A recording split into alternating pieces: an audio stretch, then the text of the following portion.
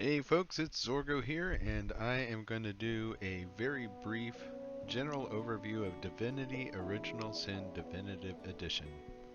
Recently I purchased the early access for Baldur's Gate, and thought it was fantastic, but can hardly wait for more content, but it is limited in its hours, and so I decided to take a look at Divinity Sin again, and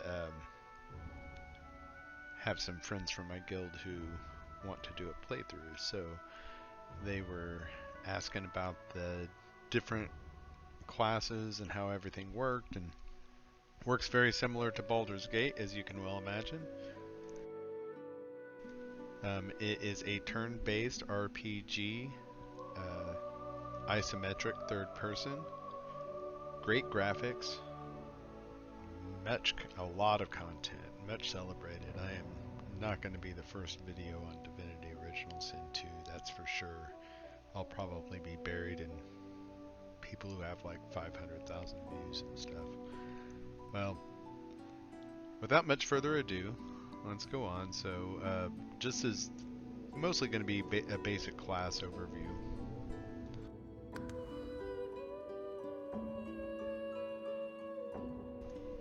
So you can choose single player or multiplayer, and so I believe you can have up to 4 people. 4 people, I believe, in a group. Maybe 5. I think it's 4 though. So I'm going to choose single player for this. So they got super easy, they got normal mode, which is super easy is explorer, classic is normal, tactician a little harder, and then not sure what story mode is. What's that say? Oh, I think that's if you're more in... I don't know. You're here for the fun and fantasy, but not for a rigorous challenge. Oh, that's the easiest one right there. And Explorer is fair but forgiving. And Classic is a classic role-playing experience. That's what I've always played, so we'll do that.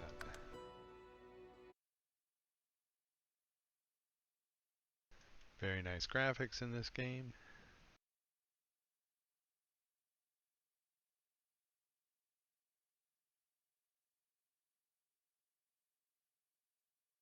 Now each of the people in that screenshot are actually NPCs that can be a part of your party if you are playing single player, or if you've got like 2 friends, and you can fill out the rest of your party with these folks. They all have their own backstory that have their own side quests, and so like character specific quest lines having to do with him. So the first thing, you got to come to character creation, and you can choose to play one of those classes or one of those characters, so you can actually have access to their storylines, playing them yourself. So this is the Red Prince, kind of a lizard man.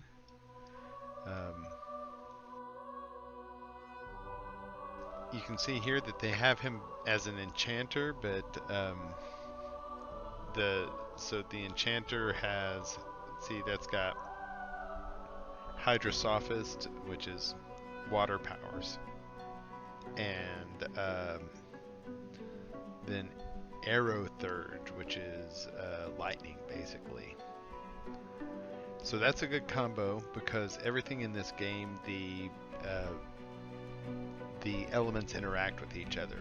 So rain can put out fire, so like if somebody puts an AoE, spreads fire across a room, this rain can put it out. It also creates a puddle on the ground, and so then you can electrocute it with this lightning spell, and that will, AoE lightning everything in range. Hail Strike, they create ice surfaces where they hit the ground, so that reduces movement speed. So very good beginning combo here.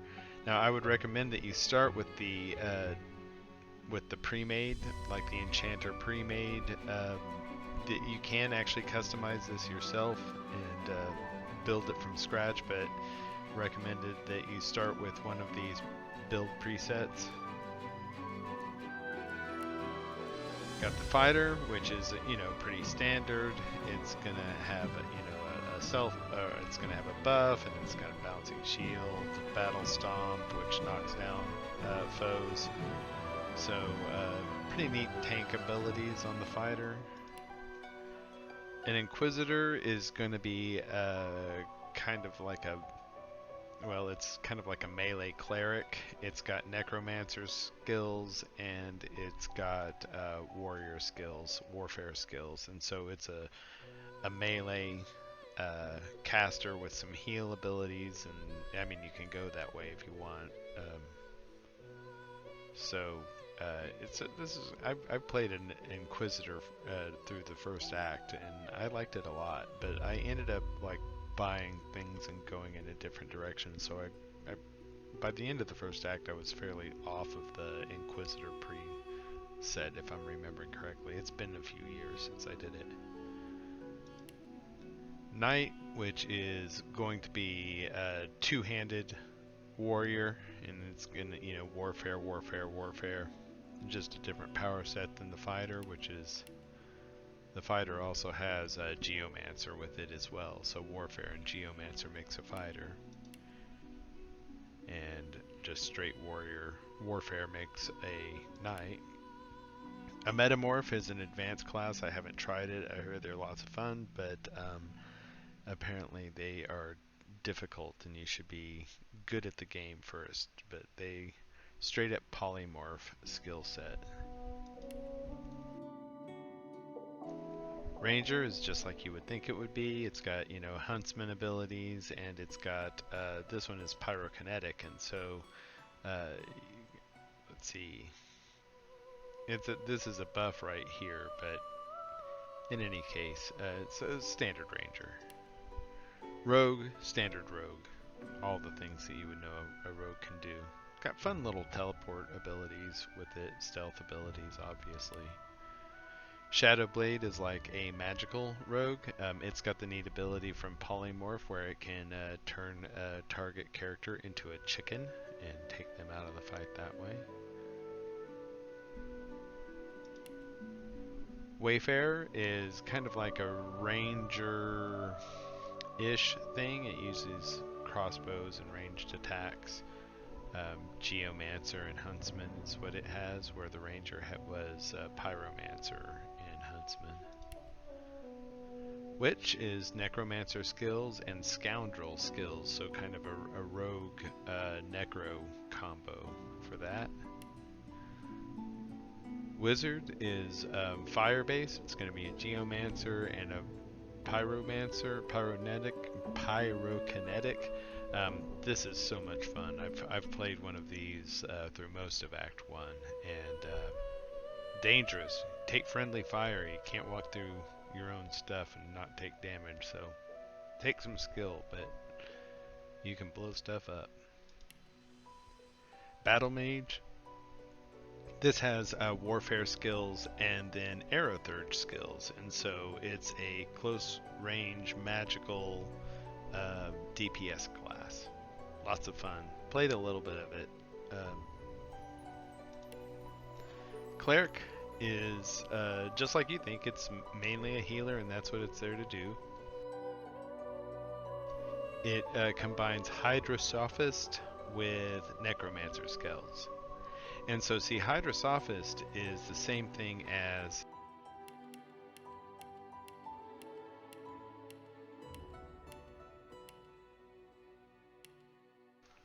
the Enchanter here. So the Enchanter would naturally have access to some of the healing lines. Not from the Necromancer line, but from the Hydrosophist line.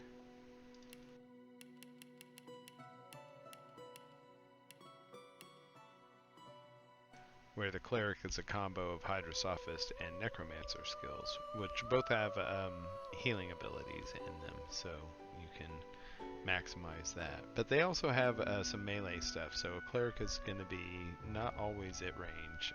You could build it that way if you want. Conjurer is the one that I've played the most recently. Man, is it fun. It's got the summoning line of magic, and that's all it is summoning line of magic. But it can use the elements in the environment to create pets of that element. So if there's a poison cloud, you can create a poison pet. If there's a fire, you can create a fire pet, and so on. Lots of fun. Oil creates a pet that slows mobs and slows movement and attack, I believe. And then we're back to Enchanter. And so the Red Prince, that's one of the preset characters. He's going to come with his own storyline that you can follow. You also have Sibyl, so High Elf. So a High Elf, and she's like, if you pick her in your party, I mean, she's got a rogue storyline. So if I always make her a rogue if I when I pick her up. If in Ben, he is human, and he's generally a wayfarer if you pick him up in game. Beast is their dwarf, and he's a battle mage by nature. But you know, if you can play him in any class you want to, and still get access to his storyline if you want to play one of those. Los is she's a magic user in game. I think an enchantress or an enchanter in game. She's really cool. She's got a kind of almost like a bard storyline that goes along with her. Fane, Undead. The Undead come with their own set of difficulties because they are kill on sight, and healing spells do damage to them, and poison spells heal them. So they can do this trick where they put on the skin of somebody they have killed and look like a human, and that way they can travel through town. But I played one a little bit, and yeah, you want to have some skill and know the game a little bit, I think, before you choose Undead. Fane, his character.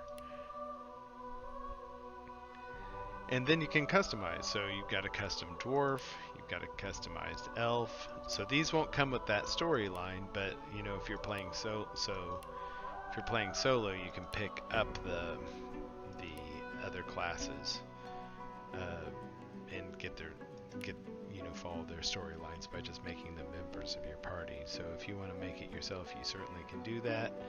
And all races and all classes are open to anybody. And you know, like always, you've got appearance, you know, sliders, so you can change your face and hairstyles and beards someplace. Here's a good dwarf beard. Hair color.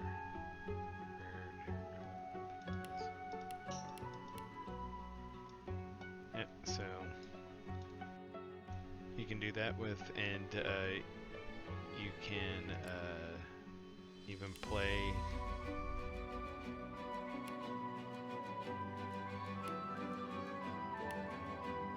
so then you can play an undead dwarf, or you can play an undead elf, or an undead human, or an undead lizard. But like I said, you probably want to have some skill in the game before you dealt with its special tricks. Yep, and that's an introduction to the classes, the presets that they have. So just to recap, you could choose one of the classes, the characters like the Red Prince, and have a storyline to go along with it, but then you could choose any build preset that you wanted to. Of course, if you go to the presets, once you get to know the game, you can edit anything. So I could change this and change it to any of the spell lines I wanted to, and then I could pick from any of the spells that are available here, so I could create it however I wanted to. And then once you're in game, you can purchase new abilities and then start buying spells from that line. Or you can focus on what's recommended in these presets. So it's I think after a few levels, you'll probably start wanting to add, like, anyway, I couldn't help myself, so I added different schools of magic so that I could have even more choices when I was building my character. But that's the basics of how it works. You've got talents that you can select, and they all have good,